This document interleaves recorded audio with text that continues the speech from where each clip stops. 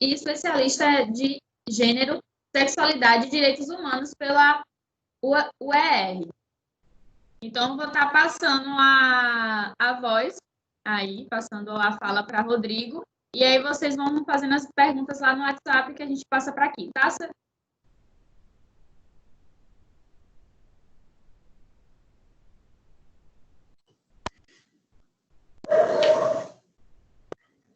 Vocês estão me ouvindo bem? Sim, Rodrigo, estamos sim, vendo e ouvindo. Pronto. Oi, turma. Agradecer inicialmente a Ludmila pelo convite, pelo grupo de pesquisa, né? Acho importante a gente estar fazendo essa troca. Eu quero também dar um alô para os meus alunos. Professora, tomei toda a liberdade e convidei meus alunos de psicologia comunitária para participar, porque eu acredito que a educação ela é sem fronteiras. Então, não é sobre de quem é, de cada curso ou qual instituição. E sim, somos todos psicólogos e precisamos pensar juntos. Muito obrigada, Rodrigo. Seja bem-vindo, seus alunos também. Ficamos muito, muito agradecidas. Toda semana, estamos convidando aqui para toda semana, estaremos aqui às 17h30 para os eventos também, se queiram participar. Maravilha. Então tá, seja bem-vindo. Estou tirando só a minha imagem para não pesar a sua fala, tá bom? Não, tranquilo, vamos nessa. Então, para a gente dar um início assim, eu vou estar fazendo alguns questionários para poder dar uma linha ao que a gente vai debater. Então, diante da situação que a gente está vivendo mesmo e que a gente ainda vai viver, como é que seria a atuação, Rodrigo, do psicólogo dentro desse cenário, dentro da comunidade? A gente percebe que a gente não vê muito disso na faculdade, mas a cada dia tem se propagado mais sobre a atuação do psicólogo em diversas áreas e em situações de emergência. Então, resumindo, eu queria saber mesmo como é a atuação dos psicólogos e quais são os requisitos técnicos que são necessários em situações como essa dentro da comunidade. Lud, essa sua pergunta é bastante pertinente para a gente começar. Primeiro, que a gente pouco fala na faculdade sobre psicologia comunitária, o quanto é importante. Tá? Então, eu vou falar tanto do lugar de quem já trabalhou em equipamentos públicos, como CRAs, e também quem trabalhou em projetos comunitários. Eu posso falar que eu tenho aí, desde o meu início da formação, são quase 10 anos atuando em comunidade. Tá? Pensando nisso, primeiro, a gente tem só um minuto. A gente tem uma questão aí que é do auxílio. Eu quero começar por ele. Está tendo uma maior confusão sobre o auxílio. Então, as mulheres do Bolsa Família, porque a gente precisa pensar que quem chefia e a maioria das beneficiárias são mulheres e são mulheres negras. A gente precisa começar a aprender a fazer um recorte de gênero e raça quando a gente vai pensar. Então, essas mulheres que são chefes de família, então por isso que elas são contempladas inicialmente. E aí a gente, enquanto psicólogo ou funcionário do CRAS, precisa explicar quem recebe, quem não recebe, né? O que é que precisa para receber, como é feito esse processo. Ah, Rodrigo, mas por que a gente tem que explicar isso? Não se esqueça que a gente trabalha com direitos humanos e políticas públicas. Se esse auxílio substitui o Bolsa Família, a gente precisa falar sobre. É esse usuário, essa usuária que vai bater na porta do CRAS e vai dizer: eu não recebi meu Bolsa Família esse mês. Sobretudo porque ela não vai receber o Bolsa para receber o auxílio. Então, a gente precisa aprender sobre isso. Isso é instrumento do nosso trabalho. A gente trabalha com isso. E aí, pensando nisso, Ludmila e turma, a gente precisa pensar o seguinte: como essa pandemia vai impactar, por exemplo, na vida da mãe, que não vai poder mais sair para trabalhar, porque está vivendo de isolamento. E isso, gente, a gente precisa entender o seguinte: algumas empregadas domésticas morreram por conta tiveram que continuar trabalhando, que foram contaminadas pelos seus patrões. Isso implica a escola, os alunos, as alunas que estão em tempo integral agora estão em casa. Quem vai tomar conta? Quem vai prover essa família? Observe que é tudo, eu brinco sempre que é como se fosse um jogo de pega-vareta. Não dá para mexer só em um lugar. Se essa mãe não sair para trabalhar, se essa mãe não providenciar o sustento da família, quem irá? E a pergunta é, como nós psicólogos podemos intervir nessa situação a partir das políticas públicas? O que a gente pode oferecer enquanto técnicos da assistência social para essas pessoas, para essas mulheres, para essas famílias? Isso que tem que guiar a formação e a intervenção de vocês. Porque isso, inclusive, a gente não está no fim de acabar essa pandemia. São 3 meses de auxílio. E quando acabar? Né? Isso já é uma provocação para a gente pensar junto. E quando acabar esses 3 meses de auxílio? O que vai ser? R$600, ok. Algumas têm direito a 1.200. Mas isso vai acabar. O governo não vai manter isso por muito tempo. E o que é que a gente faz? É uma coisa que eu sempre pergunto para os meus alunos quando a gente começa a construir os trabalhos e começa a pensar o tipo de durabilidade dos auxílios. Até que ponto, de fato, esses auxílios ajudam a manter a família a médio prazo. Né? A gente entende a importância deles, mas é pensar, e quando ele acabar, como vai ser? Né? E o que a gente, enquanto psicólogo, pode pensar junto com a pessoa, com a nossa atendente, a demandatária, a usuária, como vocês queiram, pensar após esse auxílio? Como a gente pode pensar isso junto? O que a gente tem de recurso público, o que a gente tem de política pública para pensar nesse pós-auxílio? E observe que a gente ainda não está no pico mais alto da pandemia.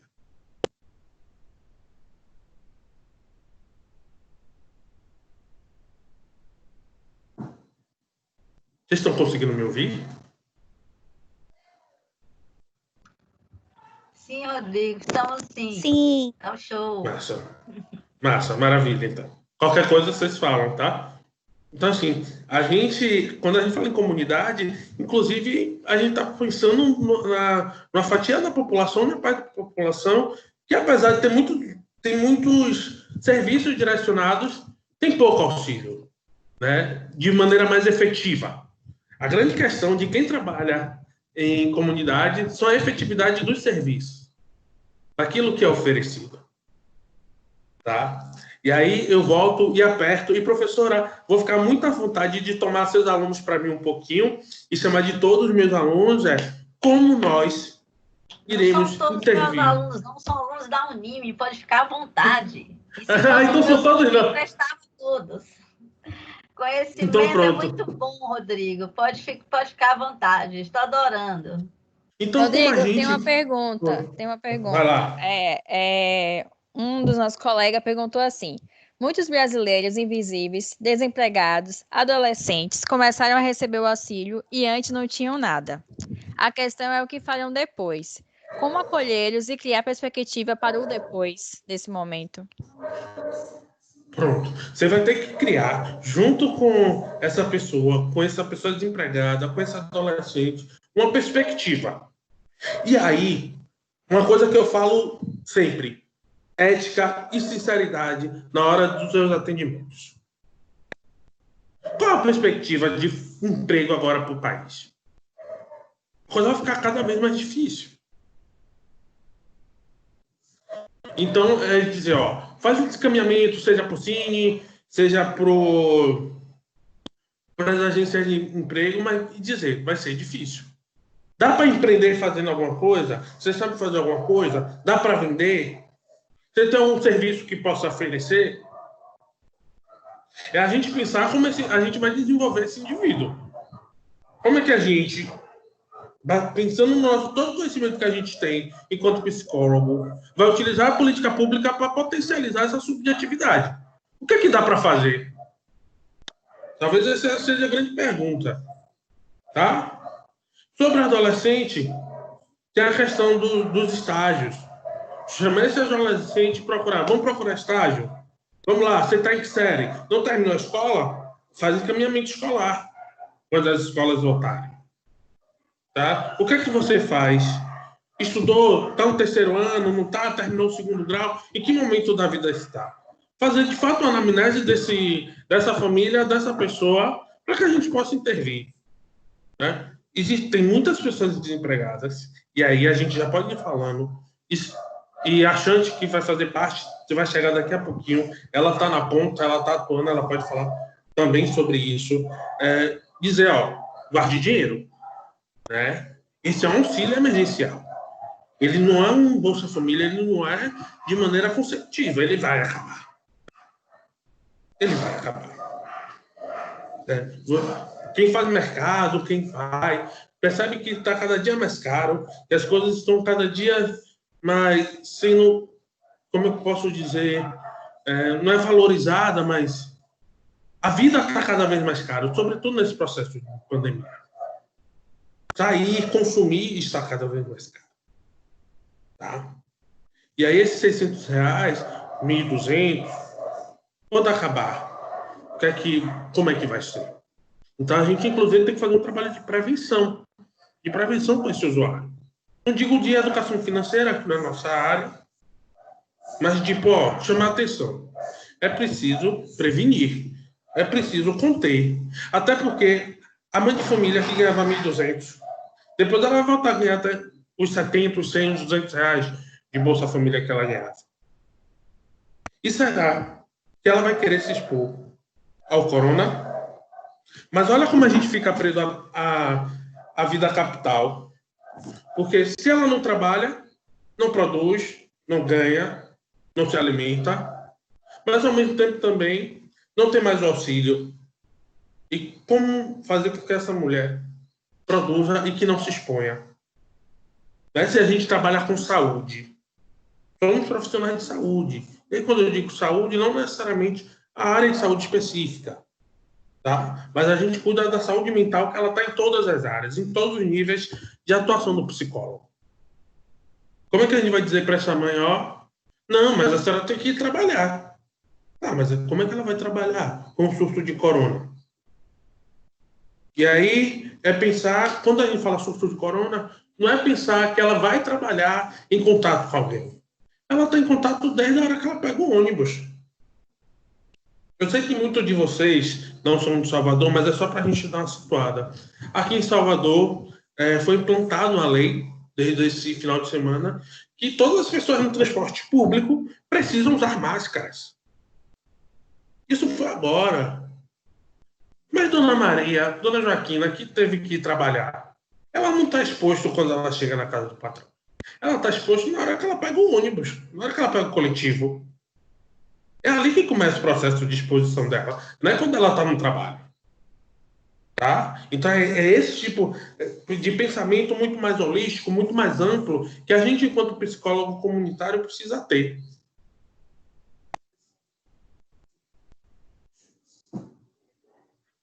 A próxima pergunta é, então o objetivo é focar nos talentos individuais da pessoa, quando ela não tem um trabalho anteriormente, nem por enquanto.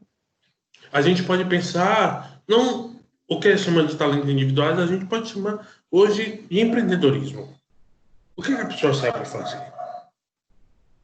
Qual o serviço que ela pode oferecer? Isso é pensar em empreendedorismo. Isso é apenas uma possibilidade de inserção ao mundo do trabalho.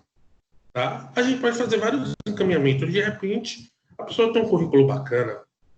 Ou a gente, quanto psicólogo comunitário, pode fazer uma parceria com algum órgão que faça encaminhamento para trabalho, né, de serviço de mão de obra.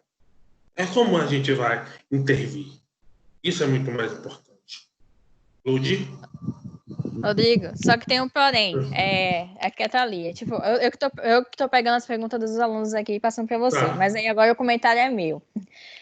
Vamos dizer assim, na faculdade, o psicólogo em si não é treinado e habilitado para empreendedorismo. Querendo ou não, a gente sai da faculdade perguntando, tá, e agora, o que eu vou fazer? O mercado de trabalho tá sanado e eu não sei o que fazer. Sendo que tem a clínica e tem outros meios de empreender na psicologia. Hoje em dia se fala bastante disso por fora, né? Sobre marketing digital e assim por diante, workshops e tal. Mas, e como esse psicólogo que não foi treinado e habilitado para isso vai ajudar uma pessoa a ter essa visão de empreendedorismo?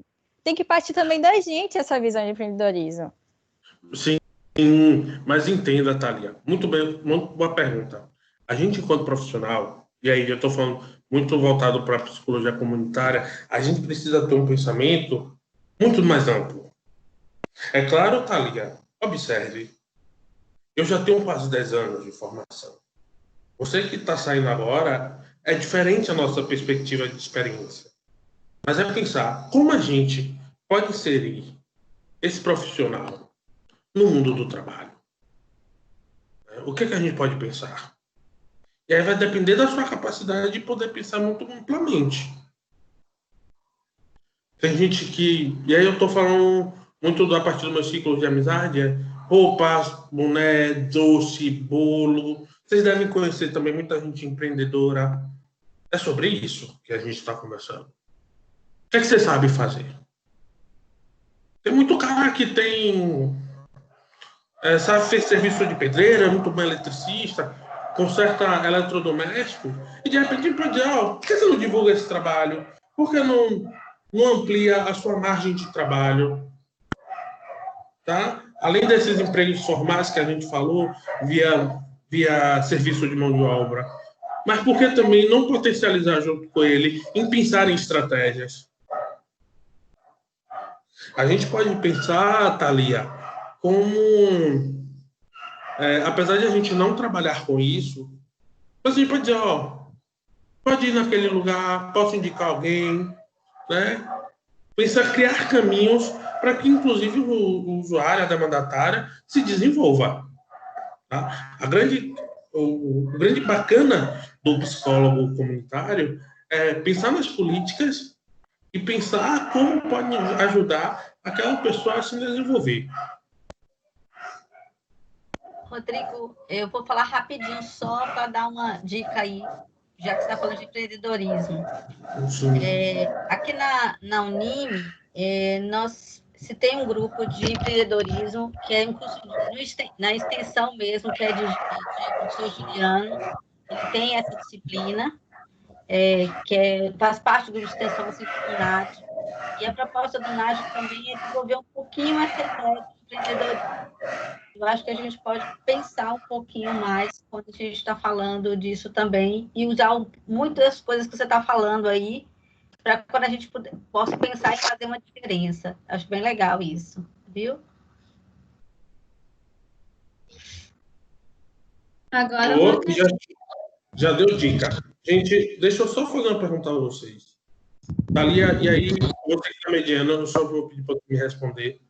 Tem uns cachorros aqui na rua latindo, tá incomodando? Porque se tiver, eu fecho a porta. Tá um pouco. Tá bem alto. Peraí, deixa eu fechar a porta.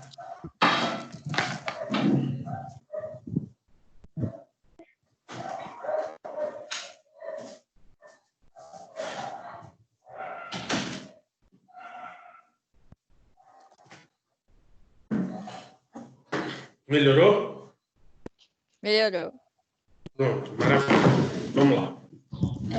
Rodrigo, você mais cedo estava falando sobre a questão desse auxílio emergencial e para essas mães de família. Eu sei que muita gente não tem acesso à informação.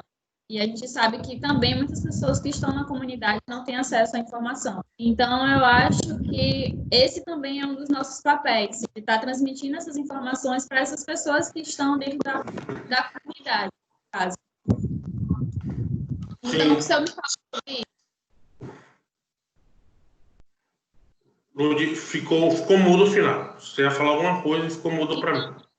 O que você pode estar me falando sobre isso, sobre essa nossa atuação e nossas intervenções, de certa forma, nessas famílias? Observe, Bolsa Família é uma política pública. É nosso material de trabalho. Né? Assim como pensar em BPC, assim como pensar em aposentadoria. É claro que a gente precisa entender que quem libera isso são as assistentes sociais. Isso é dela. Mas a gente tem chamado atendimento psicossocial. Então, sim, em algum ponto, a gente intervém, a gente acompanha.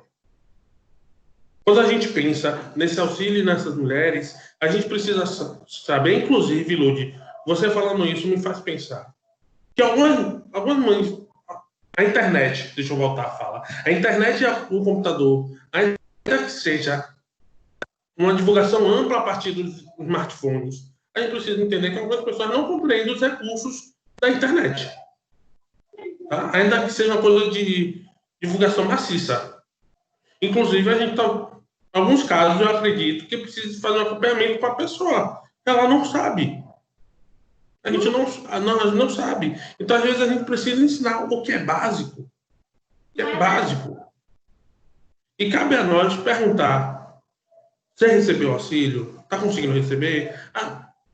O que vem muito comum é: eu não recebi minha Bolsa Família. Né? E aí a gente precisa dizer: não recebeu por quê? Não está bloqueado. Você é perfil do auxílio emergencial, se inscreveu ou não se inscreveu? Tá? E aí é fazer um trabalho mesmo de investigação, de compreensão. O nosso trabalho, o nosso papel enquanto psicólogo comunitário é fazer um processo de investigação para tentar ajudar a demandatária, a usuária do serviço. Né? Como a gente pode chegar, por exemplo, se ela está reclamando do Bolsa Família e não chegou... Não, a senhora recebeu auxílio? Não recebeu? A senhora se inscreveu? A senhora é perfil. Então, sim, a gente precisa entender sobre isso. Tá? A gente precisa entender o que ocorre no processo mundial, e aí mundial eu penso mesmo em questões de sociedade, e o quanto isso vai intervir na comunidade, enquanto isso vai intervir na subjetividade e na vida no cotidiano. Porque, só para a gente pensar um pouco, quando o corona surge, o corona vem em Salvador. Estou falando de Salvador, mas a gente pode pensar na realidade de cada município. Vem para os grandes... Começa a cometer, primeiro nos países da Europa, e aí quando a gente vem para o Brasil, Salvador, você começa nos bairros nobres aqui em Salvador, e em seguida começa a atingir a periferia. Beleza. Um dos apontamentos do Ministério e da Organização Mundial de Saúde é: lave as mãos. Ok. Como vai lavar as mãos se não tem água?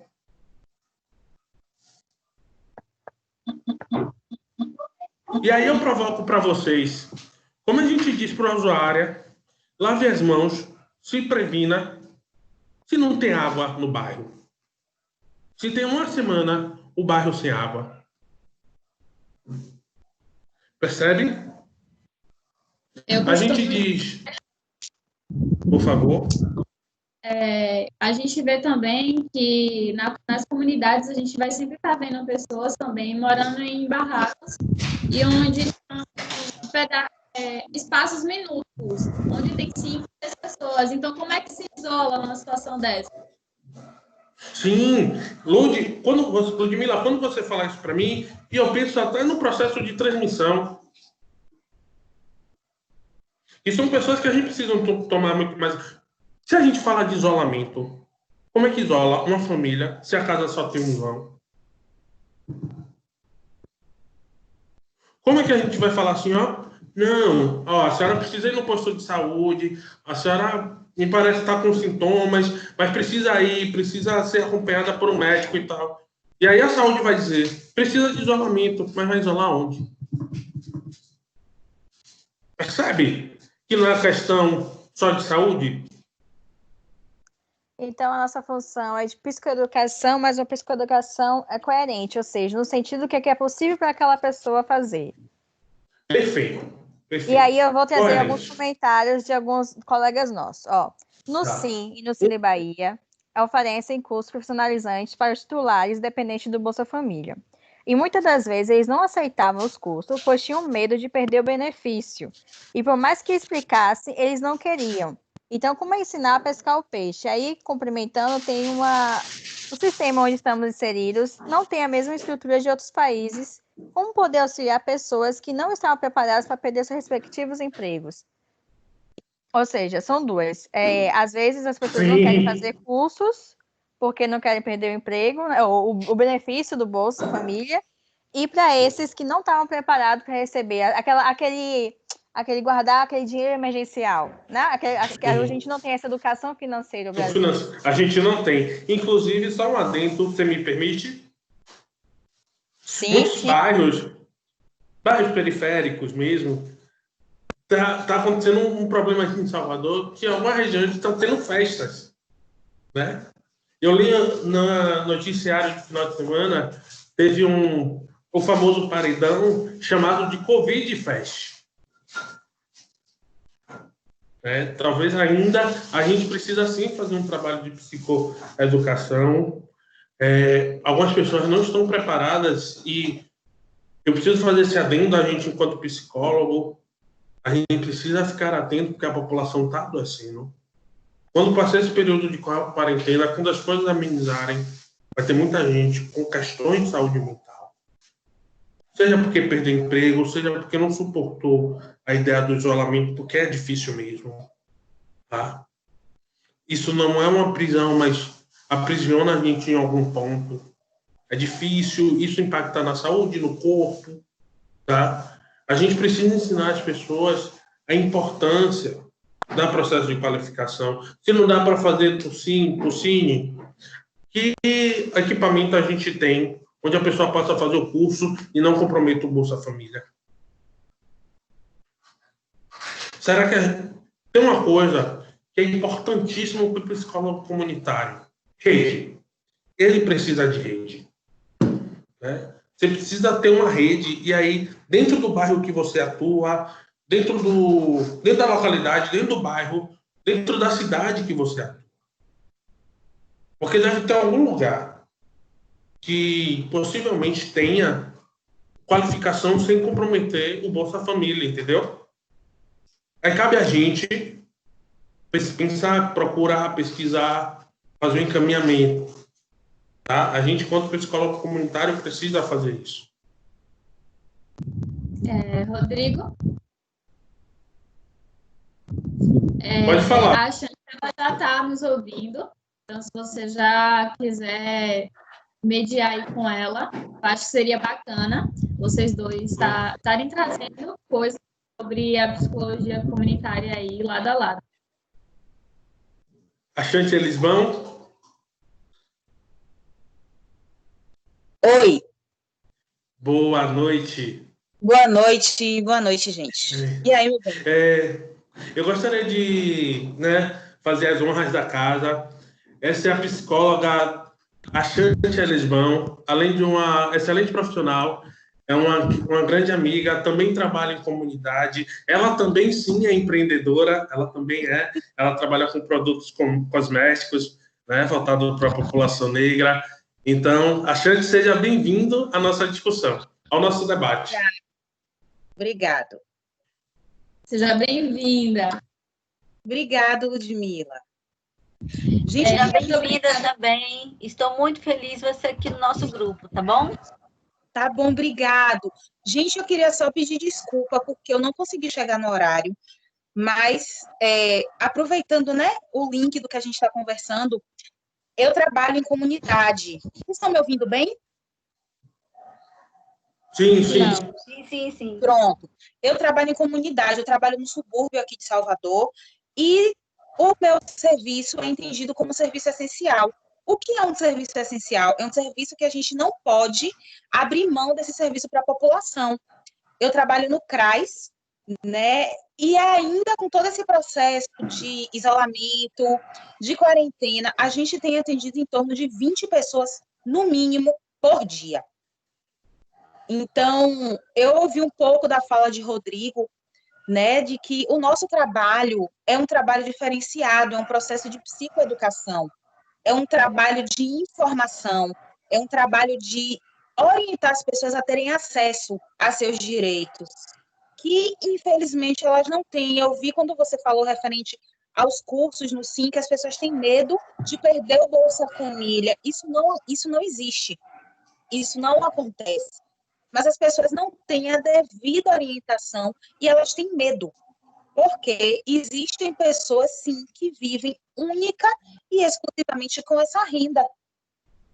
E nem sempre ela consegue fazer uma faxina, lavar uma roupa, catar um marisco, pescar. Então, às vezes, é R$ 89, é R$ 130, e é a grana que dá para o mês inteiro, para uma família.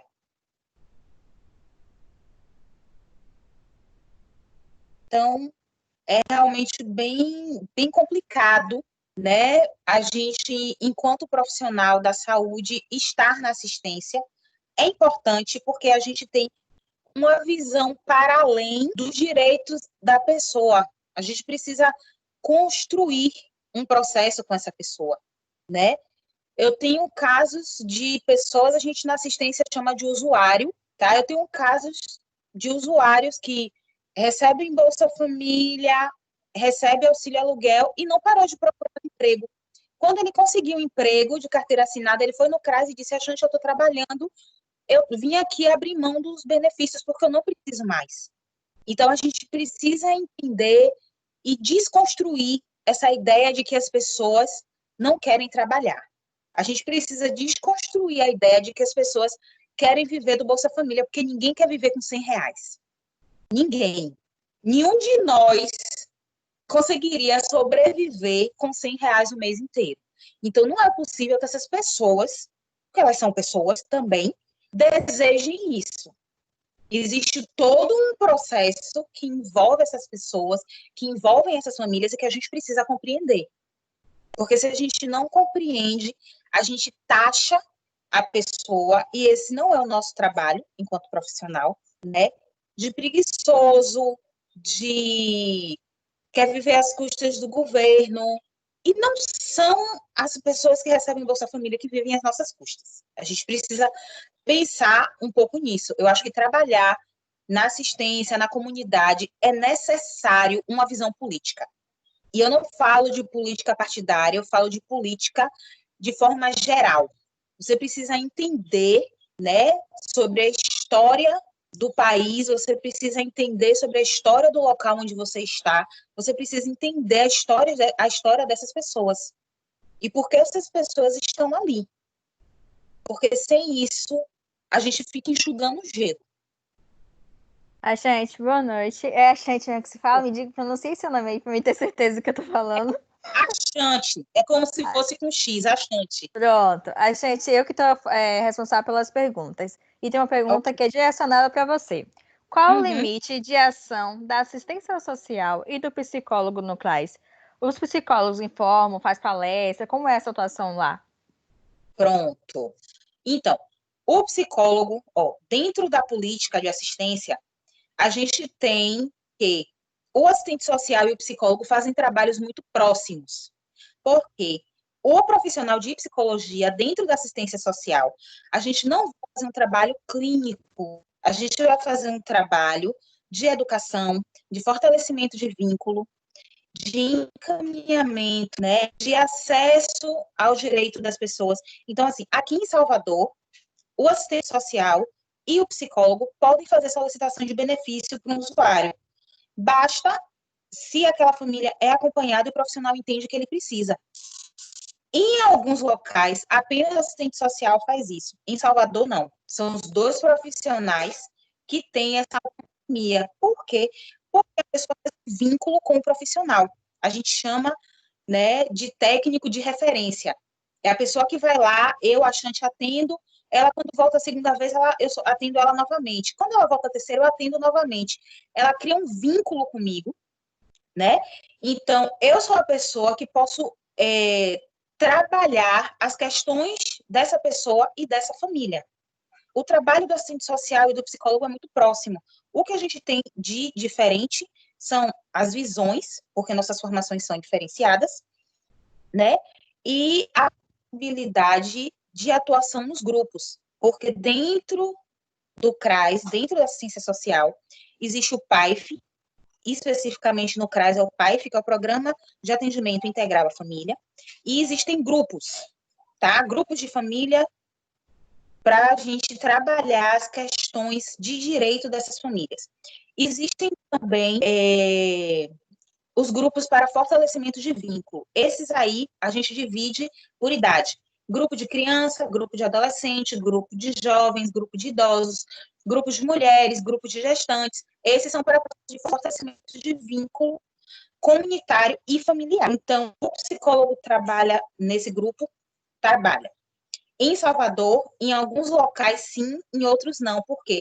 Em Salvador, especificamente, o serviço, né, de fortalecimento de vínculo não é ofertado dentro da unidade do CRAS. Ele é fora, é em uma associação, né? Então, o CRAS encaminha as famílias e elas são atendidas. Existe um profissional que pode ser o psicólogo ou assistente social, que é um supervisor, tá? Ele conversa com a entidade responsável e acompanha o processo da família. Espero que eu tenha respondido a contento.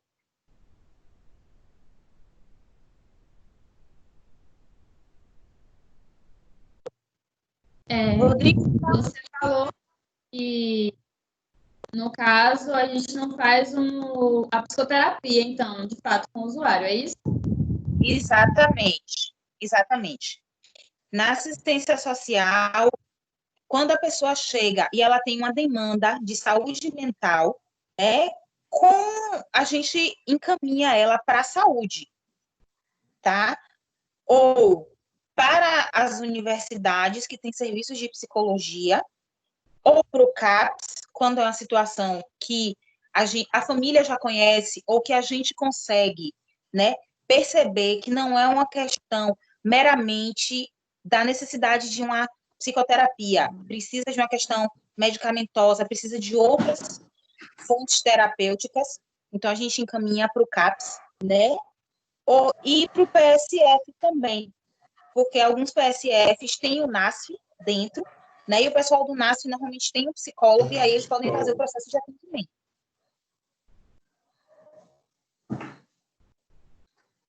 Eu só queria fazer um adendo, que é de uma suma importância do que a gente falou. O quanto a gente, profissional, técnico de psicologia, precisa trabalhar numa perspectiva de autonomia da pessoa, da sua usuária. A gente precisa parar com o que a gente chama na drogadição do desmame.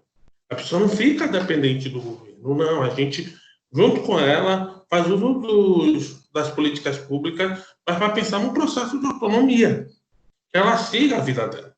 Como a gente frisou muito bem. Ninguém vive de Bolsa Família, né? Para algumas famílias, esse recurso ele é essencial, mas não é a Bolsa Família que estrutura a vida toda do sujeito. Tá? Como a gente frisou, ninguém vive com 50 reais, 60 reais. Inclusive, não sei se ainda tem, Achante, o Vale Gás. Tem gente que o valor do Bolsa Família é menor do que o valor do botijão de gás. Então, nem para o básico, às vezes, dá conta. Então, é só para a gente pensar. Então, Vocês estão aí? acho Travou? que sim. Não, para mim está normal. Então, referente à pergunta que o Rodrigo falou, Vale Gás, não existe mais. No início, né, a gente tinha Vale Gás, Bolsa Escola, uma série de valorezinhos soltos.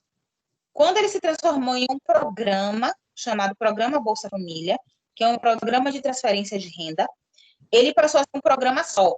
O nome passou a ser Bolsa Família. E aí a gente tem valores estipulados para cada membro da família. Uma pessoa que vive sozinha, o valor é R$ 89. Dois adultos, o valor permanece sendo R$ 89. Porque o Bolsa Família, o programa, ele só paga o valor de R$ 89 pela família. Então, a família independe se é uma pessoa, duas, acima dos 18, 3 ou 4. Acima dos 18, R$ 89. Um valor de 89. Se a gente tem duas pessoas adultas, uma criança, aí passa a receber 89 mais os 41. Se você tem um adolescente, mais 45. E aí, depender, e vai aumentando devido à quantidade de pessoas abaixo dos 18. Porque quando chega nos 18 anos, o próprio sistema atualiza e a pessoa para de receber o valor pela pessoa que não é mais de menor. Certo? Deu para entender?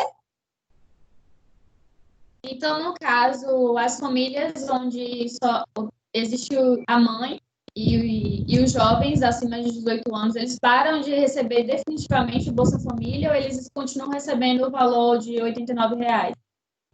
Eles recebem apenas o valor de 89.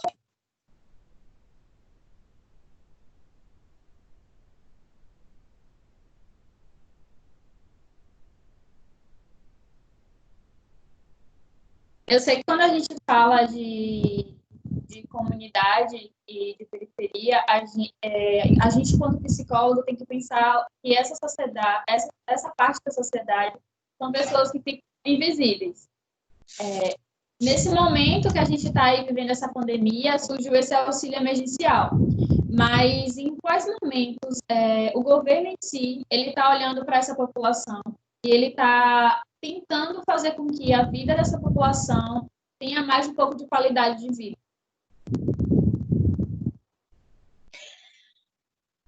Em termos, porque assim, a gente vive num país onde a gente tem um número esmagador de pessoas abaixo da linha da pobreza e na linha da miséria. E a gente hoje está num processo de pandemia onde as pessoas não podem sair para trabalhar.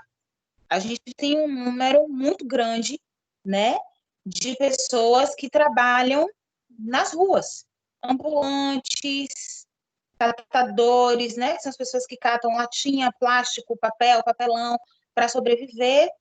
Hoje o quilo da lata, por exemplo, está R$1. Como é que você sabe disso, gente? Eu atendo pessoas que são catadores e estiveram no processo, a gente está numa situação terrível, porque a gente não pode sair e nem está valendo a pena, porque 1 quilo de lata está valendo R$1. Né? Então, imagina quanta lata a pessoa tem que juntar até fazer 1 quilo. E a gente tem um benefício que o governo federal lançou, mas a gente tem 6 pré-requisitos para que essa família receba. A Xande, está travando um pouco. O seu vídeo está travando um pouquinho. A internet. Deve ser a internet. Fique aí, viu? Deixa eu só falar uma coisa. A gente só tem mais 15 minutos, porque daqui a pouco tem alunos que vai ter aula, né? Que a gente está tendo aula online. Então, eu queria que vocês, os dois, tanto o Rodrigo quanto a Tranchante, contribuíssem, assim, para perguntar, dizer para a gente quais seriam os requisitos para quem tem interesse pela comunidade, trabalhar na comunidade como psicólogo. O que vocês acham que é importante a gente já ver de agora como estudante? O que a gente pode fazer? E assim por diante. Finalizem aí com essas contribuições para a gente, por favor. Ok. Rodrigo? Eu tô aqui, só te ouvindo, viu? Gente, deixa eu entregar a Chante, que ela também já trabalhou como psicóloga do Centro Pop, né? Também. É uma profissional que a gente já trabalha há algum tempo junto, a gente, além de ser amigo pessoal, já trabalha há algum tempo junto, e a gente tem um processo de formação muito parecido. Ela trabalhou no Centro Pop, enquanto eu atendia mulheres vítimas de violência. Então, Preta, eu acho que a gente pode falar um pouco mesmo da importância, do que foi importante para a nossa trajetória, né? O que nos fez trabalhar e continuar trabalhando enquanto psicólogo comunitário. Eu acho que a primeira coisa é você querer trabalhar, é você acreditar no seu trabalho, é você gostar do que você vai fazer, porque não é um trabalho fácil. Eu acho que essa é a primeira coisa, porque eu acredito que de todos os trabalhos que a gente tem dentro da psicologia, o trabalho em comunidade é um trabalho mesmo de formiguinha.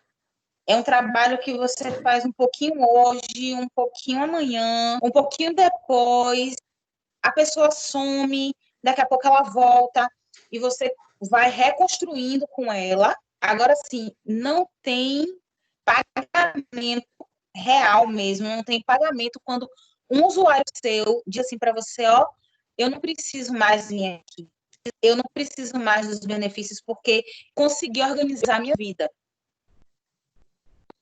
né? Rodrigo. Tava adorando ver você falar. Bom, trabalhar em comunidade é lindo, é maravilhoso, mas não é fácil.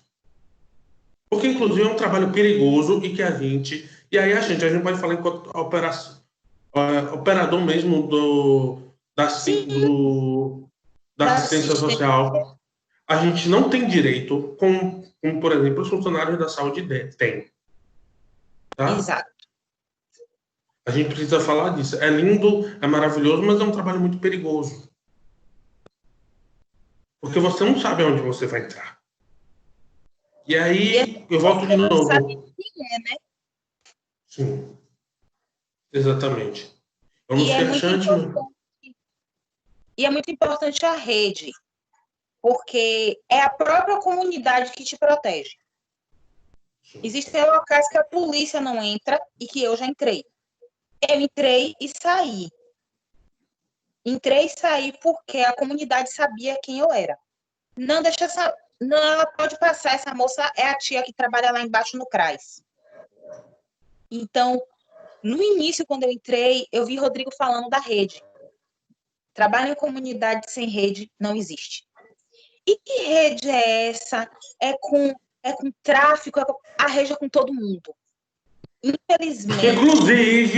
Infelizmente, todo mundo precisa te conhecer. Você não precisa de amigo, você não precisa comprar, nem nada do tipo.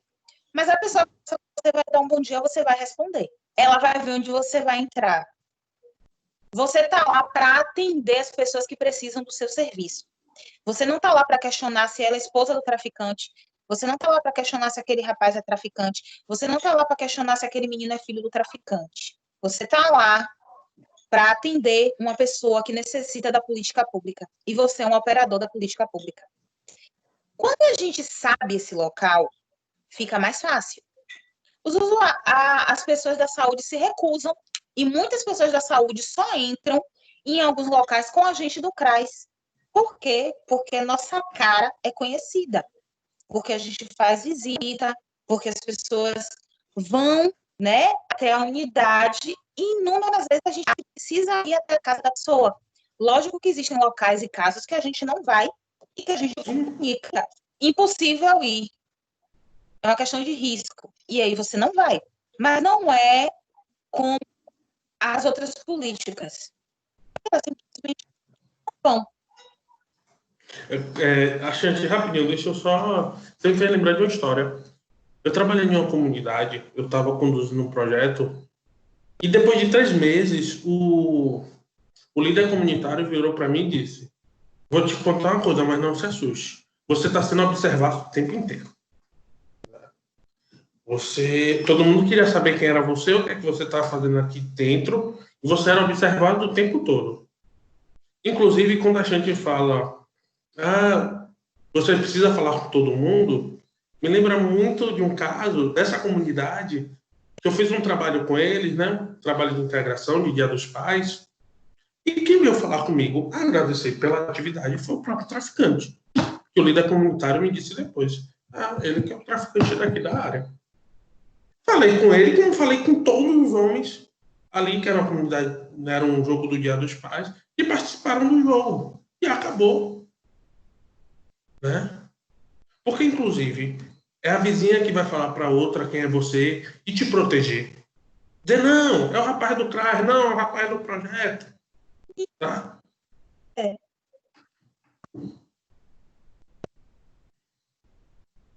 Eu acho que... Achante? Oi. Você está aí pronto, Massa. Quem deseja adentrar a essa área do social precisa entender sobre políticas públicas, mas precisa entender sobre as questões sociais.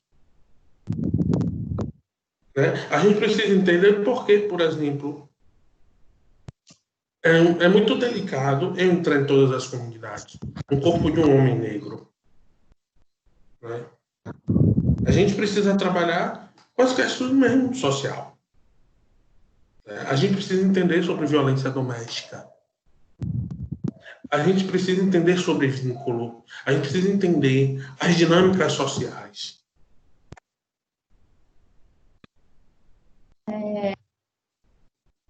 Quando a gente pega, a gente da Unime, pelo menos, a gente tem uma disciplina que é formação integral em saúde. E aí a gente fala um pouco sobre as políticas públicas e sobre esses atendimentos. E a gente vê também alguns locais onde a gente está atuando e que logo são locais onde a gente vai estar atuando dentro da comunidade. E aí eu acho bacana, não sei se todas as faculdades têm essa disciplina, mas provavelmente deve ter. Ludmila, me permita, Achante. Oi. Quantas vezes você, enquanto psicóloga comunitária, teve que pensar na área de saúde? Pensar em outras questões para além do social que aparecia você enquanto psicóloga? Todo dia. Todos os dias. Todos os dias. Todos os dias. Não vou dizer em todos os atendimentos, mas todos os dias. Eu queria fazer uma questão, Rodrigo, quando você falou que a gente, para trabalhar no social, precisa entender sobre vínculos, sobre família, né, sobre afeto, sobre violência. E a gente precisa, mais do que isso, saber que o parâmetro da vida dessas pessoas não são os nossos parâmetros. A gente precisa compreender que a vida de uma família, né, é única. A gente não pode simplesmente olhar para aquela pessoa ou para aquela família e achar que existe uma receita de bolo e que tudo que eu fizer com todas as mulheres que sofreram violência vai dar certo, porque não vai. Porque a gente vai ter... Diga, Rodrigo. Não, vá, conclua aqui, depois eu trago uma questão que me apareceu. Certo. Porque aí a gente vai ter, né, algumas mulheres que vão entrar em processo, até porque eu também trabalhei atendendo mulheres vítimas de violência no interior aqui da Bahia. A gente vai ter mulheres, né, que, com o apoio correto, elas conseguem romper esse ciclo, né, dessa relação abusiva e violenta e seguir um outro rumo, construir um outro rumo para a vida dela. A grande questão não é se ela quer sair de casa, a questão é, ela tem como sair de casa? Para onde ela vai? Os filhos dela vão para onde? E depois que ela saiu, o que é que ela faz? E a assistência e as outras políticas não apoiam essa mulher, ela não tem como se mexer. Porque existe um processo de que grande parte, né, dessas mulheres, elas vivem dentro da casa que é do marido, que é da mãe do marido. Elas muitas vezes trabalham fora, mas não é suficiente para criar os filhos. Então, a gente tem que ter uma sensibilidade para a realidade dessas pessoas. E a realidade delas não é a nossa. Pode falar, Rodrigo. Achante, você colocou isso e eu me lembrei muito de uma comunidade que eu trabalhei. Parabéns, tinha que ser ela. Gente, eu só vou pedir para colocar no mute porque está cortando a minha ligação. Rodrigo, você tem que liberar agora a sua fala e eu coloquei todo mundo no mudo. Pronto, eu estou aqui. Professora, a senhora libera de Achante? Ela que tem que liberar, eu não consigo, não. Achante, libera você para não ficar muda. Eu me lembrei de uma comunidade que eu trabalhei. Primeiro, quando você fala da reprodução dos atendimentos, né, a gente precisa frisar isso, que eles são alunos, não existe isso. A gente que é profissional, que já tem um tempo de experiência, é claro que a gente algumas coisas já consegue conectar, mas não é um modelo padrão de atendimento. Cada caso tem uma dinâmica. E se você levar o processo de maneira muito na reprodução, repense sua atuação profissional. Segundo, quando a gente fala do que é para mim não é para o outro, um quebra-mola pode ser para a gente não é nada, mas dentro da comunidade fez uma maior diferença. Eu trabalhava em minha comunidade de um projeto de construção de casas e repavimentação, e todos os carros entravam na rua acelerado, só que isso era diferente de uma creche. O que a comunidade queria, né? Que eu tive que intervir junto com... chamar o engenheiro para conversar, o engenheiro não resolveu. Eu tive que conversar com o mestre de obra, olha a rede, que foi muito mais meu parceiro do que o engenheiro do projeto. Um quebra-mola em frente a essa creche, para que os carros fossem obrigados a diminuir a velocidade. Porque eles tinham medo que pudesse causar um tipo de acidente. Então, a gente precisa, de fato, saber como vai intervir e pensar sobre isso.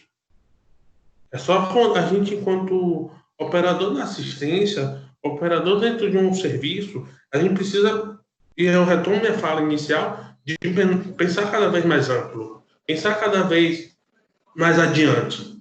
Senão a gente vai só reproduzir, vai criar uma dependência desse usuário ao serviço, não cria autonomia e não faz com que ele tenha uma mudança tanto subjetiva, tanto quanto social. Rodrigo e Achante, eu tenho muito a agradecer a vocês, gratidão mesmo por ter aceitado o convite de participar desse momento com a gente. A gente está agora ao vivo com 82 pessoas. A gente está muito feliz por ter alcançado dessa quantidade de gente. E foi muito enriquecedor para a gente mesmo, porque a gente vê pouco sobre a comunidade dentro da faculdade mesmo. Então, para a gente, isso foi muito bacana. E muito obrigada mesmo por ter aceitado o convite.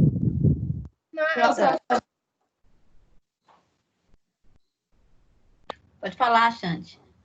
Não, a gente é importante também esse processo da gente, às vezes, estar, né, com os nossos futuros colegas, porque a falta do conhecimento, muitas vezes, leva a pessoa a se interessar pela área ou a desistir da área, porque, como o Rodrigo falou, a assistência ela é um local muito específico, muito diferente, né?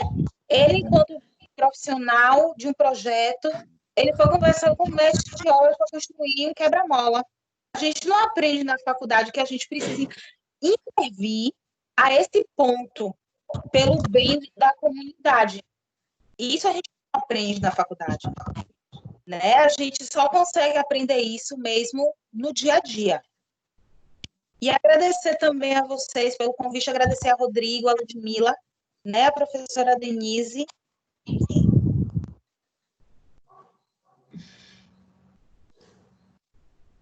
Acho que cortou seu áudio. Ficou travado. Parou? Foi. A internet está desse novo fundo da gente. Pois é. Mas é isso, gente. Eu queria agradecer, né, a vocês pelo convite, agradecer a todos os alunos que estão aí, alunas, né, que estão aí com a gente. Isso é muito bom. É bom ver as pessoas terem esse interesse. E é muito importante a gente falar sobre também, né? Dar essa visibilidade para a psicologia comunitária. Gente, quem não está no grupo, eu vou estar falando o meu número do WhatsApp agora, e aí você fala comigo para poder estar encaminhando o formulário para vocês ganharem o certificado, tá? O meu número é 75. Todo mundo consegue ouvir? O áudio tá bom? Tá, sim. Meu número é 75-991-959167. 75-991-959167. Aí, quem não tá no grupo, manda uma mensagem para mim no WhatsApp, que eu vou estar respondendo e encaminhando o certificado para vocês, tá? Ok, deixa eu falar Repete só seu rapidinho aqui, contato, só para por favor. fechar aqui rapidinho. Estão pedindo para repetir o número. Lembre de, rapidinho, só lembrar de seguir o NAD para ver.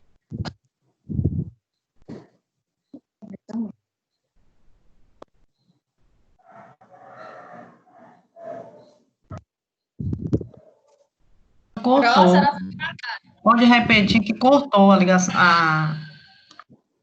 o número. Não, o que a professora Denise falou, eu não ouvi nada. Ela travou. Pode fechar, meninos, meu travou também aqui, viu? Rodrigo, muito obrigada. Você vai falar? Está? Posso, sim. Primeiramente, agradecer a Ludmila pelo convite. Foi um prazer estar aqui. Eu estou no meio da escrita, da finalização da dissertação, mas acho, sim, como a gente colocou, importante falar com nossos pares. Não tomo como meus alunos, mas minhas alunas, mas sim futuras e futuros colegas de profissão. Né? A gente tecer uma crítica super importante acerca da psicologia comunitária, que não tem um modelo, não tem um modelo de atuação do psicólogo comunitário, não tem como fazer, né? E isso a gente aprende mesmo, o nosso feeling, a nossa formação, as questões éticas que nos guiam e o nosso desejo de atuar, tá? Professora, muito obrigado pela oportunidade, pela fala. Achante, muito obrigado. É sempre um prazer dividir uma mesa, uma fala contigo. Te admiro enquanto profissionais. A todos os alunos e alunas, muito obrigado por estar nos escutando e que isso é um processo de aprendizado, tanto para vocês quanto para a gente que está do lado de cá. Porque quando a gente fala, a gente vai pensando e vai refletindo cada vez mais. A todas e todas, uma ótima semana, tá? Se cuidem. Continuem dentro de casa, usem máscara, usem luva, usem álcool em gel, e que isso tudo vai passar. Isso vai passar. Muito as mãos. Lave muito as mãos. Eu espero que quando tudo isso passar, a gente possa fazer o encontro pessoalmente, com vários abraços, vários afetos. Ótimo. É isso, gente. Obrigada mesmo. Beijo, meninas. Tchau. Tchau, gente. Passa o seu Ótima noite. Tchau. Só passa o seu contato de novo, Lud. Tem